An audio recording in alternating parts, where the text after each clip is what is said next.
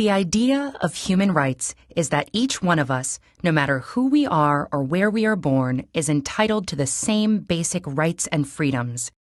Human rights are not privileges, and they cannot be granted or revoked. They are inalienable and universal. That may sound straightforward enough, but it gets incredibly complicated as soon as anyone tries to put the idea into practice. What exactly are the basic human rights? Who gets to pick them? Who enforces them, and how? The history behind the concept of human rights is a long one. Throughout the centuries and across societies, religions, and cultures, we have struggled with defining notions of rightfulness, justice, and rights.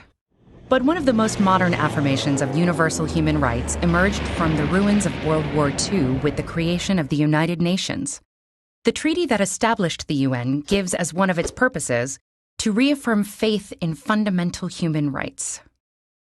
And with the same spirit, in 1948, the UN General Assembly adopted the Universal Declaration of Human Rights.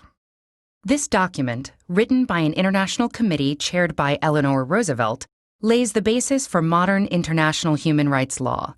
The Declaration is based on the principle that all human beings are born free and equal in dignity and rights. It lists 30 articles recognizing, among other things, the principle of non-discrimination and the right to life and liberty. It refers to negative freedoms, like the freedom from torture or slavery, as well as positive freedoms, such as the freedom of movement and residence. It encompasses basic civil and political rights, such as freedom of expression, religion, or peaceful assembly, as well as social, economic, and cultural rights, such as the right to education and the right to freely choose one's occupation and be paid and treated fairly. The Declaration takes no sides as to which rights are more important, insisting on their universality, indivisibility, and interdependence.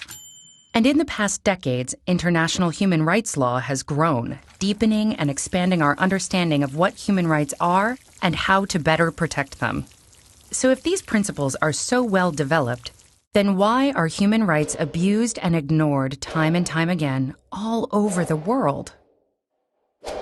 The problem, in general, is that it is not at all easy to universally enforce these rights or to punish transgressors. The UDHR itself, despite being highly authoritative and respected, is a declaration, not a hard law. So when individual countries violate it, the mechanisms to address those violations are weak. For example, the main bodies within the UN in charge of protecting human rights mostly monitor and investigate violations, but they cannot force states to, say, change a policy or compensate a victim. That's why some critics say it's naive to consider human rights a given in a world where state interests wield so much power. Critics also question the universality of human rights and emphasize that their development has been heavily guided by a small number of mostly Western nations, to the detriment of inclusiveness. The result?